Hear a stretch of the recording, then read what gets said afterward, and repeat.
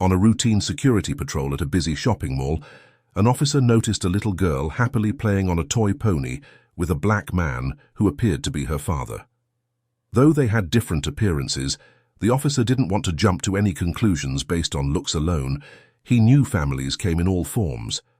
But it was in that moment the girl waved at him, greeting him with a bright smile, that he noticed an important detail that changed everything. And in that instant, he knew he had to act fast. Before we dive in, let us know where you're watching from today. And if you like this story, don't forget to subscribe. Dan Harris stood in front of his locker at the Rivergate Mall security station, adjusting his uniform one last time before his shift began. At 38 years old, he had been a cop for over a decade, but the last 3 months had seen him reassigned to mall security duty. It wasn't the most glamorous posting, but Dan took pride in his work, no matter where he was stationed. Rivergate Mall was a sprawling complex, connected to the bustling Rivergate Central Station. The mall was known for its family-friendly atmosphere, complete with indoor play areas that were teeming with children. In the early mornings, the corridors leading to the station buzzed with commuters hurrying to catch their trains, while the shopping center itself remained quiet and still. Dan checked his watch, 8:45 a.m. He had shown up with ample time before his 9 a.m. shift. Clipping his badge to his chest and securing his radio to his belt, he completed his uniform. Dan paused to examine his reflection in the small mirror on his locker door. He adjusted his tie and pressed down a stray strand of hair.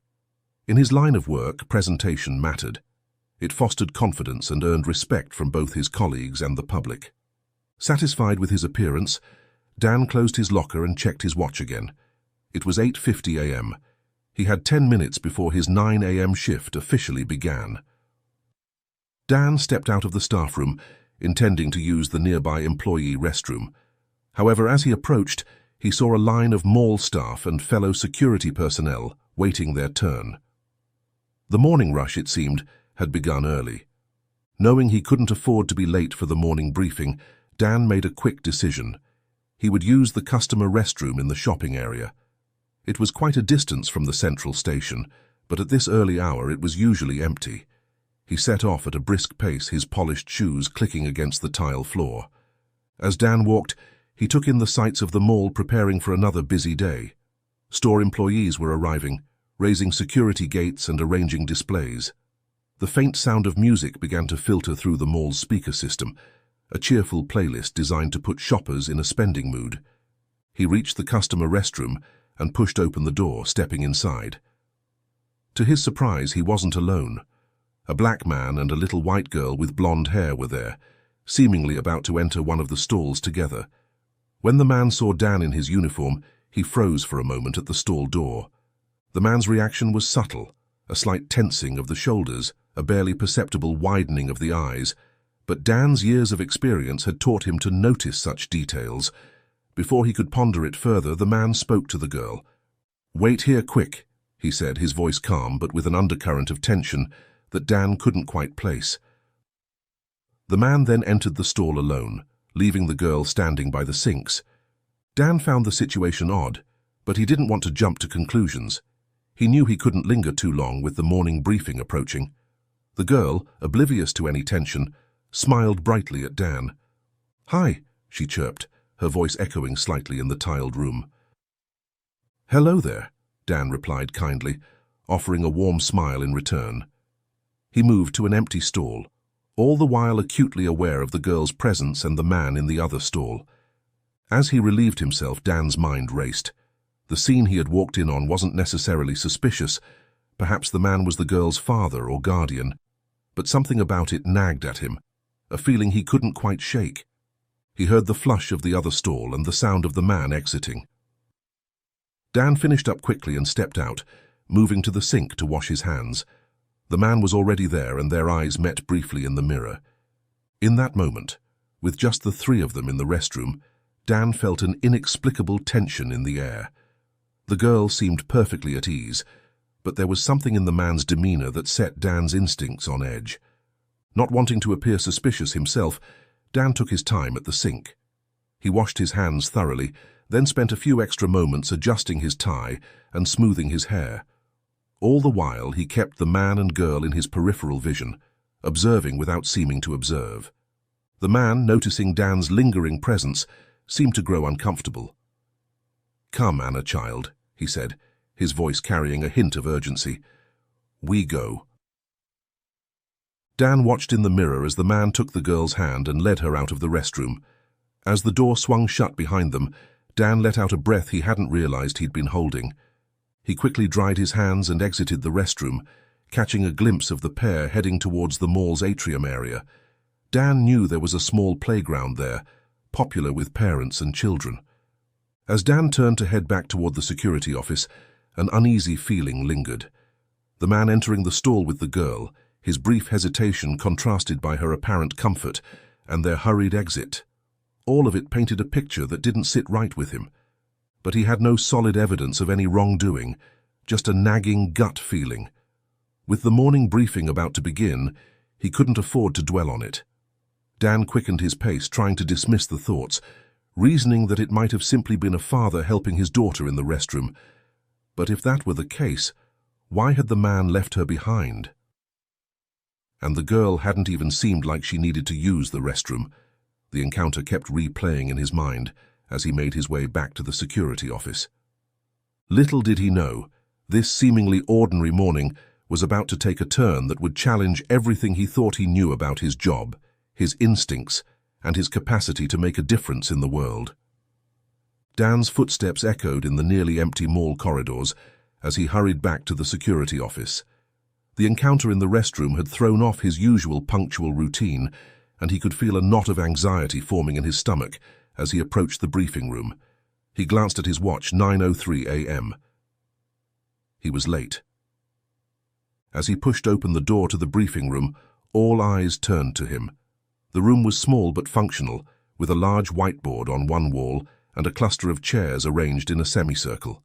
His colleagues were already seated, some with notepads open on their laps, others nursing paper cups of coffee.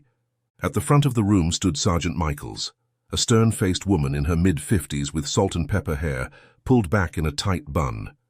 She fixed Dan with a disapproving stare as he slipped into the room.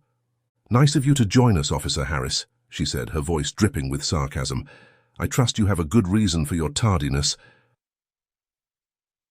Dan felt his face flush with embarrassment. "I apologize, Sergeant," he said, taking the only empty seat. "It won't happen again." Sergeant Michaels held his gaze for a moment longer before returning to the briefing. Dan could feel the curious glances of his colleagues, but he kept his eyes fixed on the sergeant, determined to show his attention and professionalism despite his late arrival. As the briefing continued, Dan found his mind wandering back to the scene in the restroom. He tried to focus on Sergeant Michaels' words, something about a shoplifting ring targeting electronics stores, but the image of the man and the little girl kept intruding on his thoughts. When the briefing finally ended, Dan stood up quickly, hoping to slip out before anyone could question him about his lateness. But Sergeant Michaels' voice stopped him in his tracks. "Harris, a word." Dan turned back, his heart sinking. He approached the sergeant's desk as the rest of the officers filed out of the room. "This isn't like you, Dan," Michaels said, her tone softer now that they were alone. "Everything all right?" Dan hesitated. Should he mention the incident in the restroom? But what would he say? That he had a bad feeling about a man and child who seemed, on the surface, to be doing nothing wrong. "Everything's fine, Sergeant," he said finally. "I just lost track of time in the restroom. It won't happen again." Michael studied him for a moment, then nodded. "See that it doesn't. You're one of our best, Dan. I'd hate to see that change." "Thank you, Sergeant," Dan replied, feeling a mix of pride at the compliment and guilt at his half-truth. He turned and left the room, his mind still churning. Back in the staff room, Dan made his way to the small kitchenette area. The coffee pot was nearly empty, just a small amount of dark liquid sloshing at the bottom. He poured the remnants into a styrofoam cup, grimacing at the bitter smell.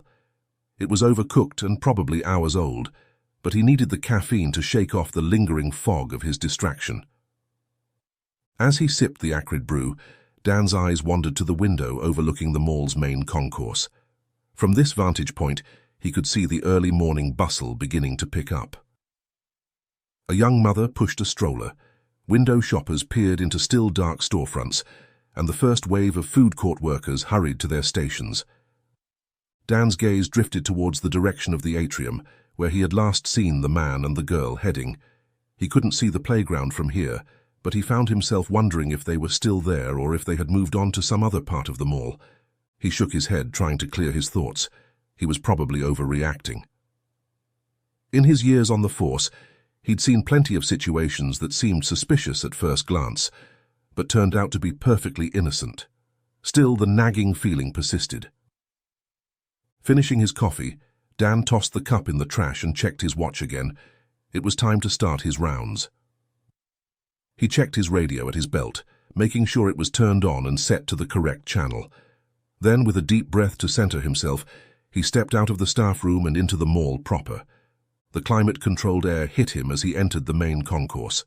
The mall was slowly coming to life around him. Store gates were rising, their metallic clatter echoing through the space. The aroma of fresh coffee and baking pastries wafted from the direction of the food court, making Dan regret the stale brew he'd just consumed. He began his patrol, his eyes scanning the growing crowd of shoppers and employees. As he walked, he greeted the familiar faces. But even as he went through the motions of his usual routine, Dan found his feet carrying him towards the main atrium. He told himself he was just being thorough, that checking the playground area was part of his job. But deep down, he knew he was hoping to catch another glimpse of the man and the girl. As he approached the atrium, the occasional sounds of children's laughter reached his ears. The playground was starting to fill up with a few young families, a small group of parents sipping coffee as they watched their kids climb and slide. Dan's eyes swept over the colorful play structures, searching for the familiar faces from the restroom. And then he saw them. The little girl, Anna, he remembered the man calling her, was perched atop a play pony, giggling as it rocked back and forth. The man stood behind her, his hands on the pony's handles, pushing her gently. From this distance, they looked like any other parent and child enjoying a morning at the mall. Dan slowed his pace, trying to appear casual as he observed them. The girl's laughter rang out, clear and joyful, as the man chased her around the pony. There was nothing in their interaction that seemed overtly suspicious, and yet, as Dan passed closer to the playground, the girl noticed him. Her face lit up with recognition. "Hello again, officer," she called out, waving enthusiastically. Dan raised a hand in greeting, a smile automatically forming on his face. But as he turned his attention to the man, he saw a dramatic change come over him. The playful demeanor vanished in an instant, replaced by a tense, almost wary expression. The man's eyes darted around, looking everywhere but at Dan, his body language screaming discomfort.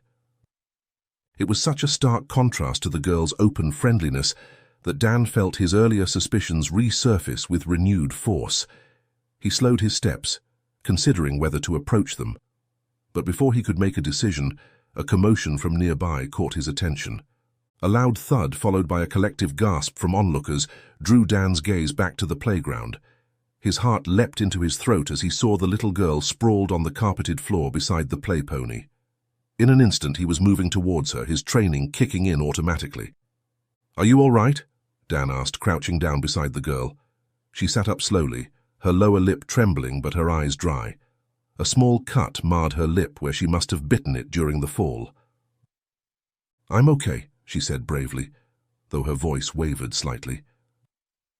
Dan looked up at the man who was merely hovering nearby, his body language uncertain, as if unsure how to respond to the situation. Though his face showed concern, he didn't crouch down to check on the injured girl. Instead, his eyes darted around the area as if searching for help. "I can grab a first aid kit," Dan offered, already halfway to his feet, wondering if that was what the man was looking for, a pharmacy or something similar. But the man shook his head quickly. "There's no need to trouble yourself," he said, his words coming out in a rush. "It's just a small bruise, not even bleeding. We should be going anyway." Before Dan could say anything, the man had already helped the girl to her feet and was guiding her away from the play area. He told her to be more careful next time, and assured her they'd take care of her lips once they got home. Dan watched them leave, the unease in his stomach deepening with every step they took. Something about the situation felt wrong, but he couldn't quite pinpoint what it was. As they walked away, a glint on the carpet caught Dan's eye. Bending down, he realized it was a small hair clip, likely dislodged when the girl fell. Without hesitation, he scooped it up and jogged after the pair. "Excuse me," he called out, "but I think you dropped this." The man and girl turned at the sound of his voice, and Dan got his first clear, close look at the man's face and features. There was something familiar about him, though Dan couldn't quite place where he might have seen him before. The girl's face brightened at the sight of her hair clip. "Thank you, officer," she exclaimed, reaching out eagerly to take it. The man, however, appeared less pleased with Dan's involvement. When the girl asked him to help put the clip in her hair, his jaw tightened ever so slightly as he took it from her hand. "Okay, let me put it in for you," the man said, his voice tight as he fumbled with the clip, awkwardly trying to figure out how to snap open the clip and fasten it in the girl's blonde hair. Dan observed closely, noting how the man struggled with such a simple task. It was a minor detail, but it added to the growing list of things that felt wrong about the situation. As the man continued to struggle with the hair clip, Dan decided to probe a little further. "She's a sweet girl," he said casually. "Is this your daughter?" The question seemed to catch the man off guard. He paused for a moment before replying, "Yes, I am her daddy." "Right, honey." The girl nodded, but there was a flicker in her eyes that made Dan question whether she was just going along with it. "She just finished her preschool class and we were heading home, but she asked me to play the pony," the man added, his tone overly casual. "Dad, I want to play on the pony again," the girl said at the mention of pony, tugging at the man's sleeve. The man shook his head firmly. "No, honey, I told you we only play it once. It's time to go now. We need to catch the train. It's coming in 15 minutes and we still have to walk there."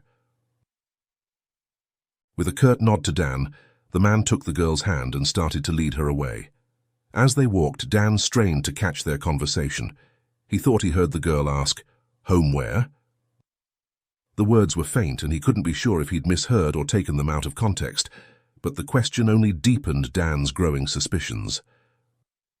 Watching them disappear into the crowd, Dan made a decision. He needed to trust his instincts, and right now, those instincts were telling him that something was off. With a determined stride, he headed back to the security station, his mind racing with possibilities and plans of action. Dan entered the security office, the cool air conditioning a stark contrast to the warmth of the mall concourse. The room was a hive of activity, with officers answering calls and filing reports.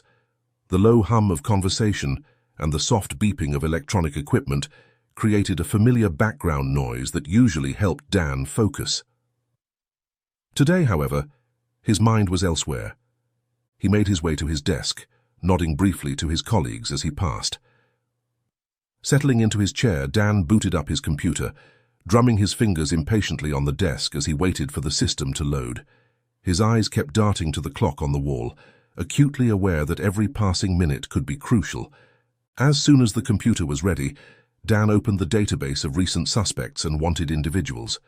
His fingers hovered over the keyboard for a moment as he tried to recall every detail of the man's appearance. Dark skin, approximately 6 feet tall, short cropped hair, probably in his late 30s or early 40s. Dan input these details into the filter search bar and started the search. While the computer processed his request, Dan leaned back in his chair, his mind replaying the encounters with the man and the girl. The man's nervousness, his struggle with the hair clip, the girl's odd question about home, all of it added up to a picture that was becoming increasingly troubling. A soft ping from the computer pulled Dan's attention back to the screen. His heart rate quickened as several results from his query popped up. Among the 8 photos on the wanted list, one thumbnail stood out.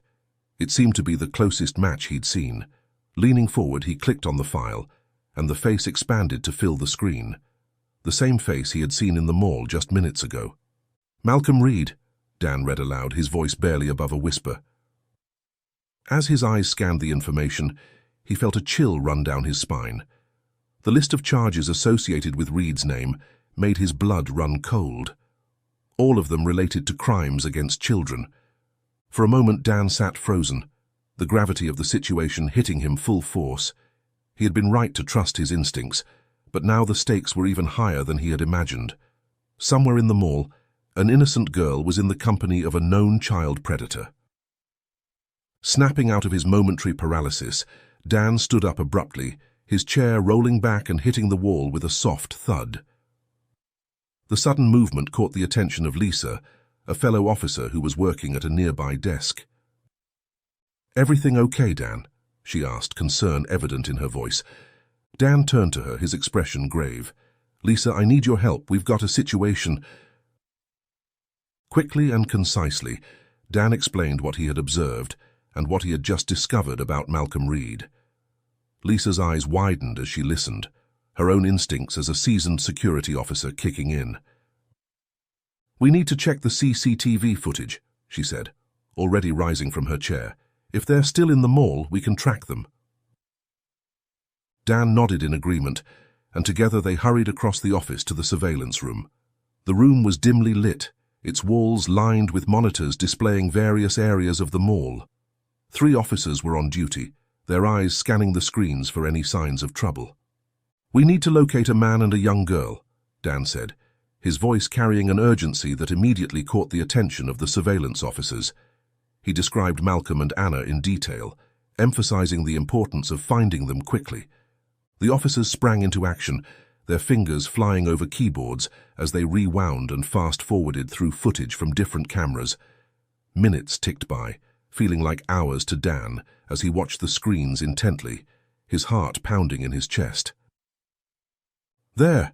Lisa suddenly exclaimed, pointing to one of the monitors.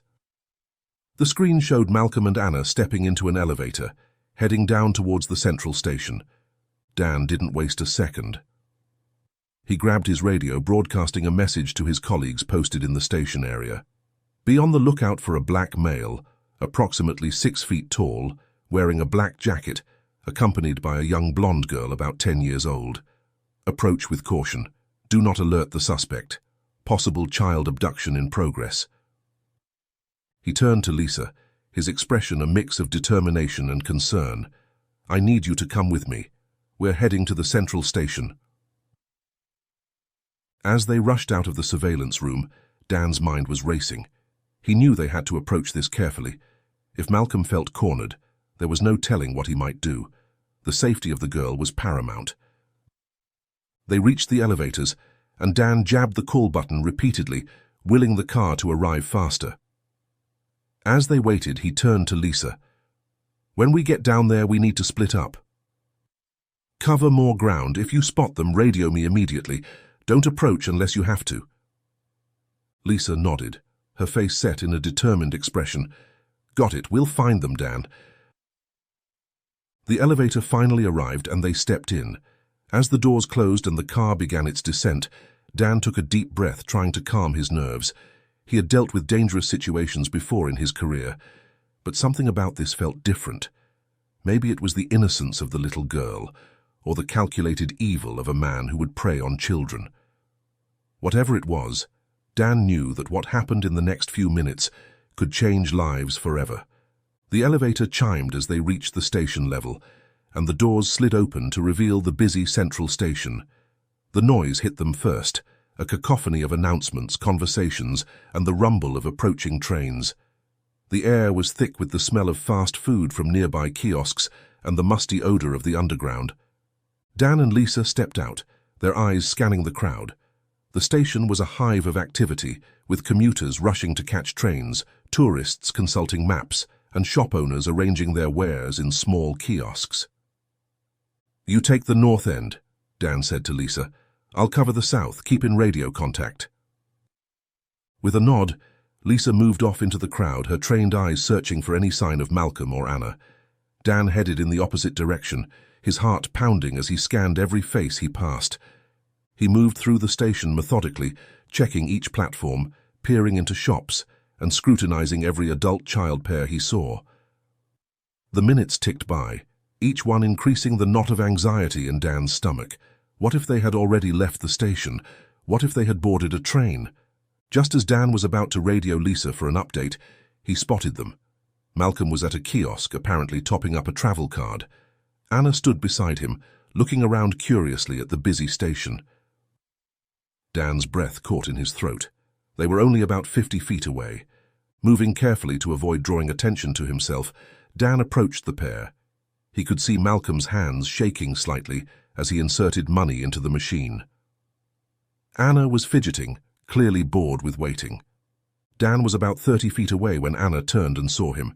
Her face lit up with recognition. "Officer!" she called out, waving enthusiastically. Malcolm's head snapped up at the sound of Anna's voice. His eyes met Dan's, and in that instant, Dan saw the recognition and fear flash across the man's face. Before Dan could say a word, Malcolm bolted, pushing through the crowd and leaving Anna standing alone and confused. "Dad?" Anna called out, her voice lost in the noise of the station. Dan's training kicked in immediately. He keyed his radio as he started to move. "Suspect on the run. Heading towards platform 3. All units converge. Child is safe but alone near the ticket kiosks." He turned to Anna, crouching down to her level. "Stay right here, sweetie. Another officer will come to look after you. I need to catch your dad." Without waiting for a response, Dan sprinted after Malcolm, weaving through startled passengers. He heard Lisa's voice in the distance, already greeting the girl, and glanced over his shoulder once, relieved to see she was safe. Turning his focus back, he spotted Malcolm ahead, turning into a corner, frantically searching for an escape route. Dan quickly radioed for backup, alerting all guards in the station to stay on high alert. Malcolm was quick, but Dan was determined. He could see the man ahead pushing people aside as he ran. Suddenly, Malcolm found himself cornered. All exits were blocked by security personnel responding to Dan's call. For a moment, it looked like Malcolm might attempt to jump onto one of the trains pulling into the station. But before he could make a move, Dan closed the distance between them. With a burst of speed, he tackled Malcolm to the ground, the impact knocking the wind out of both of them. Dan quickly recovered, pulling Malcolm's arms behind his back and securing them with handcuffs. "Malcolm Reed," Dan said, his voice firm despite his heavy breathing, "you're under arrest for child-related crimes and attempted kidnapping."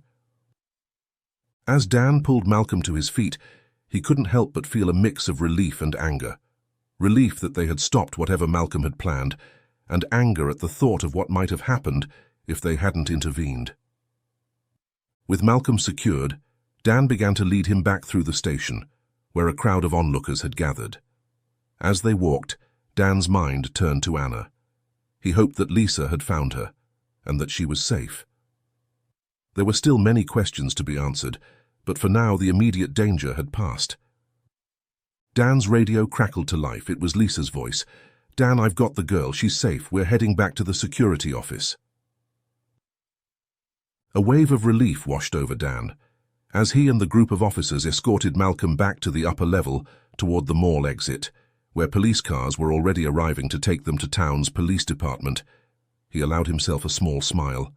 It had been a close call, but thanks to his instincts and quick thinking, a potential tragedy had been prevented. As they passed the atrium where the playground was, Dan couldn't help but wonder what might have happened if he had recognized Malcolm sooner and confronted him right there. Maybe he would have frightened the children nearby, or perhaps Malcolm would have had more room to escape in the open space. Whatever the outcome could have been, the most important thing was that Malcolm was now secured and handcuffed. But even with the satisfaction of a job well done, Dan knew this was just the start. There were questions waiting to be answered, reports that needed filing, and above all, a little girl who would need support to process the ordeal she'd endured. As he climbed into the car with Malcolm Reed in custody, the weight of the day settled heavily on his shoulders. The work wasn't finished yet, and Dan braced himself for the challenges that still lay ahead. The town's police department buzzed with activity as Dan stepped in, firmly guiding the handcuffed Malcolm Reed through the maze of corridors. The fluorescent lights felt harsher now, casting sharp shadows across the faces of his colleagues, who had gathered to witness the aftermath of the chase. The air was heavy with tension, punctuated by the low murmur of voices dissecting the recent events. Dan handed Malcolm over to two waiting officers, his voice low and controlled as he spoke. "Take him to interrogation room 2. I'll be there shortly." The officers nodded, leading the subdued suspect away. As Malcolm was led into the small, separate room, the adrenaline that had been surging through Dan's veins began to fade, leaving behind a wave of exhaustion. He ran a hand through his hair, exhaling deeply in an attempt to steady himself. His eyes scanned the office, searching for Lisa and Anna. He spotted them in a quiet corner. Lisa crouched down next to the little girl, speaking to her in soft, soothing tones. Anna's face was tear-stained, her small frame shaking slightly as the events of the day caught up with her. Dan approached them slowly, not wanting to startle Anna. As he drew near, Lisa looked up, relief evident in her eyes. "Dan," she said, standing up, "good work out there." He nodded in acknowledgement, then turned his attention to Anna. Crouching down to her level, he spoke gently. "Hey there, Anna. Do you remember me from the mall?" Anna nodded, her blue eyes wide and uncertain. "You're the nice officer," she said, her voice barely above a whisper. Dan smiled warmly. "That's right, I'm Officer Dan. Can you tell me how you're feeling right now?" Anna's lower lip trembled slightly. "I'm scared," she admitted. Where's my dad?" The innocence in her question made Dan's heart ache. He exchanged a glance with Lisa, silently communicating the delicacy of the situation. How does one explain to a child that the person they trusted was not who they claimed to be? "Anna," Dan said gently, his voice calm and steady. "The man you were with, we believe he's not really your dad. Can you tell me if that's true?"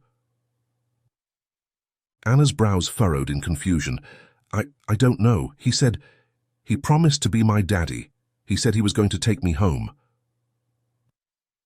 Dan's heart tightened, but he kept his tone even. "So he's not your real dad, is that right?" Anna hesitated, then nodded slowly. "No. But he promised."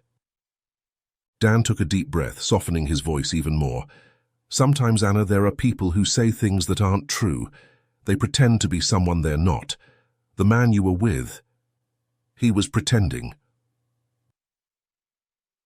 Tears welled up in Anna's eyes. "But he was so nice to me. He bought me ice cream and played with me in the mall." Lisa interjected gently. "Sweetie, can you tell us where you met this man? Were you with your real family before?" Anna shook her head, a few tears spilling over onto her cheeks. "I don't have a real family. I live at the orphanage, but I don't like it there. It's scary and old, and there are mice." Dan and Lisa exchanged another look, this one of concern and understanding. The picture was becoming clearer, but it was no less heartbreaking. "Anna," Dan said softly, "can you tell us more about the orphanage? Why did you leave?" The little girl sniffled, wiping her nose with the back of her hand. "It's so small and dark. All the kids were getting sick. They had to close the playroom because of the mice and bugs. I just wanted to go somewhere nice with toys and lights." As Anna spoke, Dan felt a mix of emotions wash over him. Anger at the conditions that would drive a child to trust a stranger, sadness for the vulnerability that Malcolm Reed had exploited, and a growing determination to ensure that Anna and children like her were protected. "So you came to the mall?" Dan prompted gently. Anna nodded, her small voice barely above a whisper. "It's so big and bright here. There are toys to play with, and it's always warm." She paused, wiping at her eyes with the back of her hand. "When the mall closed, I slept in the train station. That's where I met him." Her voice faltered, and fresh tears welled up, spilling down her cheeks as she lowered her gaze to the floor. Dan reached out, placing a comforting hand on Anna's shoulder. "You're very brave, Anna. Thank you for telling us all this. We're going to make sure you're safe now." Lisa stood up, touching Dan's arm to get his attention. "We need to contact Child Services," she said in a low voice, "and the orphanage needs to be investigated." Dan nodded in agreement. "I'll make the calls. Can you stay with Anna?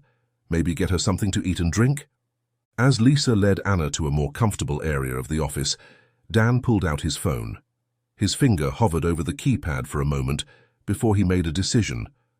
Instead of calling the standard child services number, he scrolled through his contacts and selected a name, Erin Harris.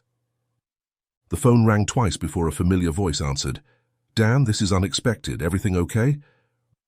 "Erin," Dan said, relief evident in his voice at hearing his sister. "I need your help. We've got a situation here at the mall, and I think your expertise as a social worker could be invaluable."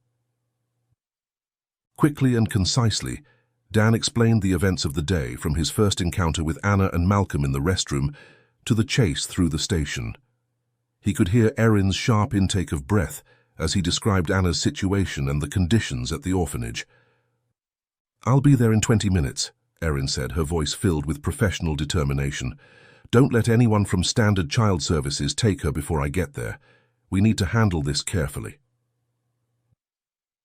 "Thanks, sis," Dan said, gratitude evident in his voice. "I owe you one." As he ended the call, Dan felt a small weight lift from his shoulders. With Erin's help, he was confident they could ensure Anna's safety and well-being. But there was still the matter of Malcolm Reed to deal with. Dan made his way to interrogation room, pausing outside the door to collect his thoughts. He knew that whatever happened in that room could have far-reaching consequences, not just for Malcolm, but potentially for other children who might have fallen victim to his schemes. Taking a deep breath, Dan opened the door and stepped inside, ready to confront the man who had nearly succeeded in abducting an innocent child. The interrogation room, too, was small and stark, its walls a dull shade of grey that seemed to absorb the harsh fluorescent light. Malcolm Reed sat at the metal table in the centre of the room, his hands cuffed and resting on the tabletop. His earlier bravado had evaporated, replaced by a sullen defiance that was evident in the set of his jaw and the cold glare in his eyes. Dan closed the door behind him, the soft click echoing in the silent room. He took a moment to study Malcolm, noting the beads of sweat on his forehead and the slight tremor in his hands. Despite his attempts to appear unaffected, it was clear that Malcolm was nervous. "Malcolm Reed," Dan began, his voice steady and professional, as he took a seat across from the suspect. "You're in a lot of trouble. Child-related crimes, attempted kidnapping, evading arrest. The list goes on." Malcolm remained silent, his eyes fixed on a point just over Dan's left shoulder. Dan leaned forward slightly, his elbows resting on the table. "We know about your history, Malcolm, the crimes you've committed against children in the past. What I want to know is, how many others are there? How many children have you lured away like you tried to do with Anna?" At the mention of Anna's name, Malcolm's eyes flickered briefly to meet Dan's before darting away again. It was a small tell, but Dan caught it. "Anna trusted you," Dan continued, his voice taking on an edge of controlled anger. "She thought you were going to give her a home, a family. Instead, you were planning to... What? Take her away? Hurt her like you've hurt other children?" Malcolm's jaw clenched, a muscle twitching visibly. Still, he remained silent. Dan changed tack. "You know, Malcolm, cooperation goes a long way in cases like this. The judge will take it into account during sentencing, but if you don't talk, if you don't help us understand the full extent of your crimes, well, I can't imagine the court will look too kindly on that." For a long moment, the only sound in the room was the soft hum of the air conditioning. Then, slowly, Malcolm raised his eyes to meet Dan's. "I want a lawyer," he said, his voice hoarse but firm. Dan nodded, having expected this response. "Of course, that's your right, but before we call your lawyer, I want you to think about something. There are children out there, Malcolm. Children who might be scared, who might be hurt. Children whose families are worried sick about them. You have the power to help those children, to give their families peace. Think about that while you're waiting for your lawyer." With that, Dan stood up and walked to the door. As he reached for the handle, Malcolm's voice stopped him. "Wait." Dan turned back, his hand still on the door handle. Malcolm was hunched over the table now, his shoulders sagging as if under an immense weight. I never hurt them," Malcolm said, his voice barely above a whisper. I wanted to take care of them, to give them a home." Dan returned to the table, sitting down slowly. "How many, Malcolm?" How many children? Malcolm closed his eyes, a single tear rolling down his cheek. 4, including Anna, but I swear I didn't. Where are they, Malcolm? Dan pressed, his heart racing at this unexpected confession. Malcolm gave an address, a house in a quiet suburb on the outskirts of the city. Dan immediately stood up, calling for an officer outside the door. Get a team to this address now, he instructed the officer who entered. Possible kidnapping victims. Approach with caution and make sure Child Services is on standby. As the officer hurried away, Dan turned back to Malcolm. You're doing the right thing, Malcolm. But I need you to understand. What you've done, it's not okay. Those children needed real homes, real families, not whatever it is you thought you were giving them. Malcolm nodded slowly.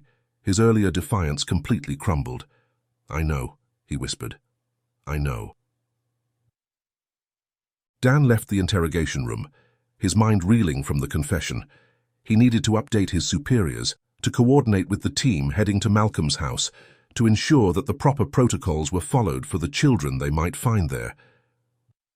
As he walked briskly through the security office, he saw Erin had arrived and was sitting with Anna and Lisa, speaking to her in soft, soothing tones.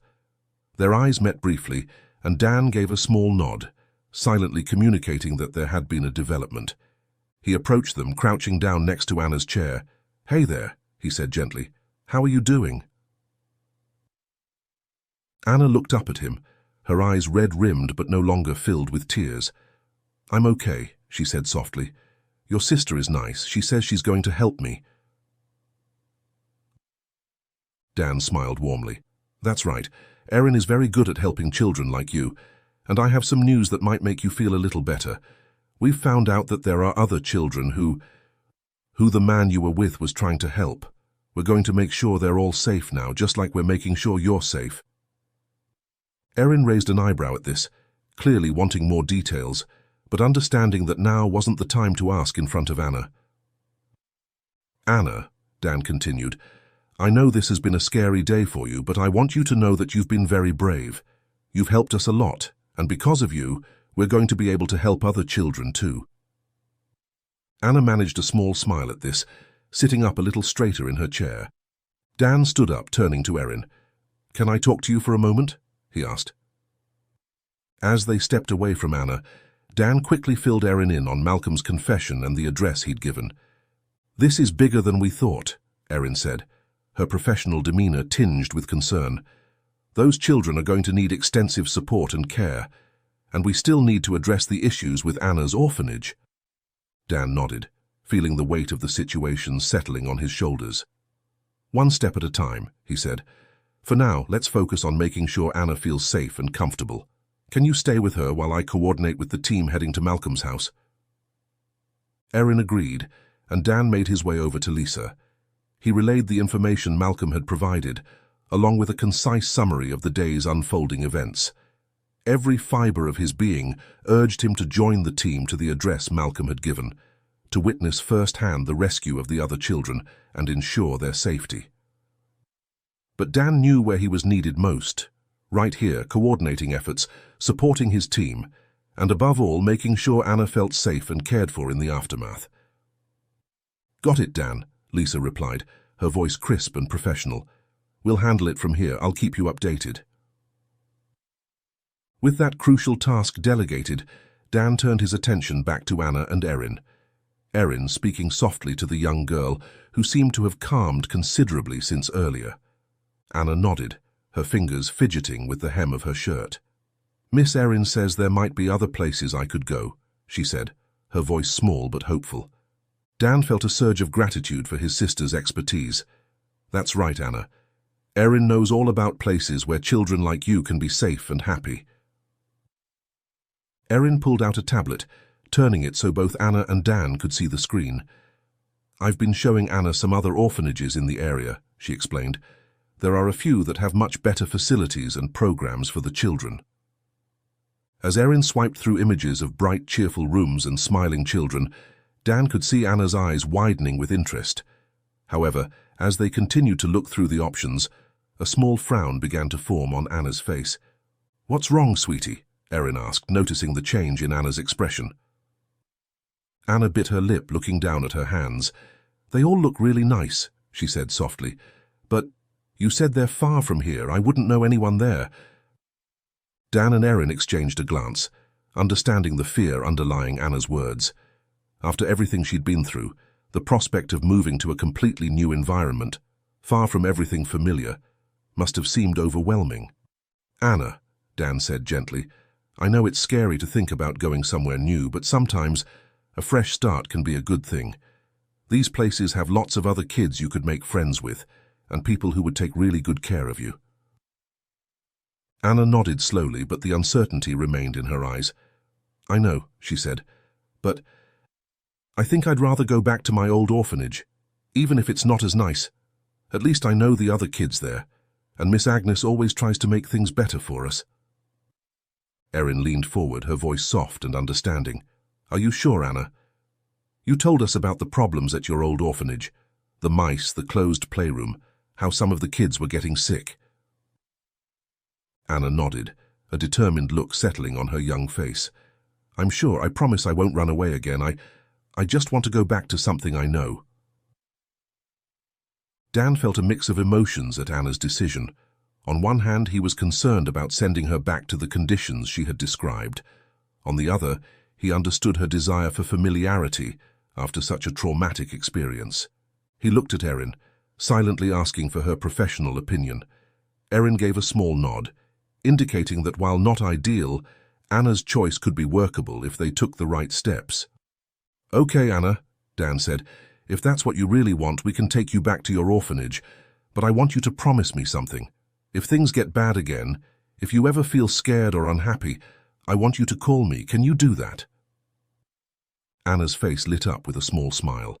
"Really, you'd let me call you?" Dan nodded, pulling out one of his cards and writing his personal number on the back. "Any time, day or night. And I promise, if you call, I'll do everything I can to help." Erin added, "And I'll be checking in regularly, Anna. We're going to make sure things improve at the orphanage, okay?" Anna nodded, clutching Dan's card like a lifeline. "Okay, thank you." With the decision made, Dan stood up. "All right then. Erin, would you mind coming with us to the orphanage? I think it would be good to have you there when we talk to Miss Agnes." Erin agreed, and the three of them prepared to leave. As they walked out of the security office, Dan couldn't help but feel a mix of hope and apprehension.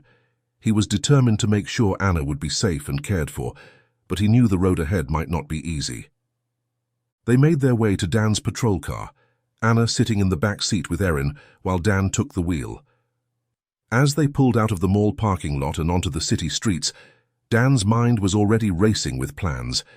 He would need to follow up on the investigation into Malcolm Reed, check on the progress with the other children, and most importantly, ensure that the conditions at Anna's orphanage improved. The drive to the orphanage was quiet and short, the hum of the car's engine and the soft sound of passing traffic filling the silence. Dan's eyes flicked occasionally to the rearview mirror, checking on Anna, who sat in the back seat, her small face pressed against the window as she watched the familiar streets go by. Erin sat beside Anna, her notepad open on her lap, jotting down observations and ideas. Dan knew his sister well enough to recognize the determined set of her jaw. She was already formulating plans to improve the orphanage's conditions. As they turned onto the street where the orphanage was located, Dan felt a knot form in his stomach. The area was clearly struggling, with peeling paint on houses and overgrown lawns. The orphanage itself stood out starkly, a small Victorian-style building that had clearly seen better days. The paint was faded and chipping, and several of the shutters hung askew. Dan pulled the car to a stop in front of the building, turning off the engine. For a moment, no one moved. Then, Anna's small voice broke the silence. "I'm back here again," she said softly. Dan turned in his seat to face her. "Are you sure about this, Anna? We can still look at those other places if you want." Anna shook her head, a determined look in her eyes despite the slight tremble in her voice. "No, I want to stay here. This is home." The word home seemed to hang in the air, a poignant reminder of what Anna, and so many children like her, were missing. Dan exchanged a glance with Erin, seeing his own resolve mirrored in her eyes. They would make this work somehow. As they exited the car, the front door of the orphanage opened. An elderly woman stepped out, her silver hair pulled back in a neat bun, worry lines etched deeply around her eyes and mouth. This must be Miss Agnes, Dan thought. "Anna," the woman called out, relief evident in her voice. "Oh, thank heavens you're all right." Anna hesitated for just a moment before running towards Miss Agnes, who enveloped her in a tight hug. Dan and Erin approached more slowly, giving them a moment. "Miss Agnes," Dan said as they reached the pair, "I'm Officer Dan Harris, and this is my sister, Erin Harris. She's a social worker. We need to talk about Anna's situation and about the conditions here at the orphanage." Miss Agnes straightened up, keeping one arm protectively around Anna's shoulders. Her expression was a mix of defensiveness and resignation. "Of course," she said. "Please, come inside." As she pushed open a door, Dan and Erin couldn't help but gasp at the sight before them. The interior of the orphanage was just as Anna had described, old and in need of repair, but clean. Dan could see the efforts that had been made to make the place feel homey, despite the obvious lack of resources. Crayon drawings adorned the walls, and well-worn but cared-for toys were neatly arranged on shelves. They walked to the playroom that Anna mentioned. The place was in a state of disarray. While it was clear that attempts had been made to reconstruct the wall, dust and construction debris still littered the floor.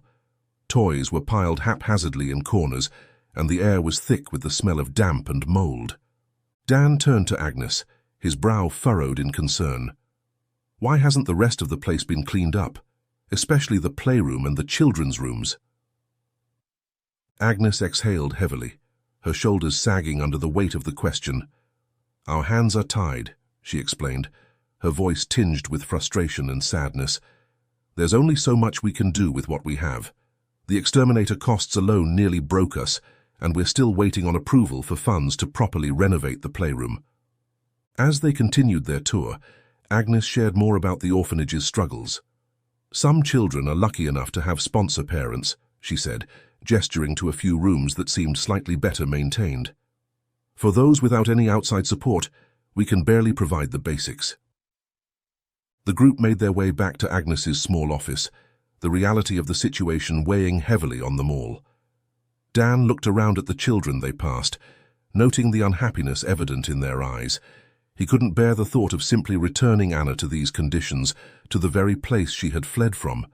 Making a decision, Dan crouched down to Anna's level, meeting her eyes. "Anna," he said softly, "how would you like it if I became your sponsor? But you have to promise me something. No more running away, okay? If you need anything at all, you call me, deal?" Anna's face lit up, a genuine smile spreading across her features for the first time since they'd met. She nodded enthusiastically, throwing her arms around Dan in a tight hug. Standing up, Dan addressed Agnes. "I want to sponsor Anna," he declared, "and I'm going to help renovate the bedrooms too." Erin looked at her brother in surprise. "Dan, that's incredibly kind of you. All these years I never knew you had such a soft spot for children." Dan shrugged, a determined glint in his eye. "I may just be a normal-ass cop, but I've got savings, and more importantly, I've got a heart for kids, even if I don't have any of my own. I can use some of my savings for this." Turning back to Agnes, Dan continued, "I also promise you this. I'm going to reach out to friends, family, and people in the community. I'll come back with more support until every single kid here has a sponsor parent. These children deserve loving homes, and they shouldn't have to flee to malls or other dangerous places to find comfort and fun, like Anna did." Agnes's eyes welled with tears. That would be wonderful," she managed to say. Erin, catching on to Dan's enthusiasm, added, "We could make an introductory video showing the state of the orphanage and introducing some of the children. It could really help drum up support." "We can manage that," Agnes agreed, hope beginning to shine in her eyes. Dan requested Agnes's personal contact information, assuring her that he was serious about following through on his promises. As he jotted down the details, Erin nudged him playfully. "Maybe you should consider a career change," she joked. "You seem to have a knack for this kind of work." Dan chuckled, shaking his head. No, I'm good right where I am, but hey, I guess I can't be a mall cop forever, right? As they prepared to leave, Dan crouched down once more to Anna's level. He handed her a card with his personal number. You can reach out to me any time for anything, he told her, and maybe soon we can take that trip to the mall together, okay? Anna's eyes sparkled with joy. Really? You'll come visit and we can go to the mall? Dan nodded, smiling warmly. Whenever I can, I promise. They shared a final hug before Dan and Erin made their way out of the orphanage. As they walked to the car, Erin elbowed her brother gently. You know, she said with a grin, I wouldn't be surprised if you end up fostering Anna yourself before the year is out. Dan chuckled at the idea, but there was a warmth in his chest at the thought. Well, he said, with a social worker for a sister, the process might not be too difficult. But let's take this one step at a time. As they drove away from the orphanage, Dan felt a mix of emotions. Determination, hope, and a newfound sense of purpose. What had started as a routine day at the mall had turned into something life-changing, not just for Anna, but for Dan himself. He knew the road ahead would be challenging, but he was ready to face it head-on, one child at a time.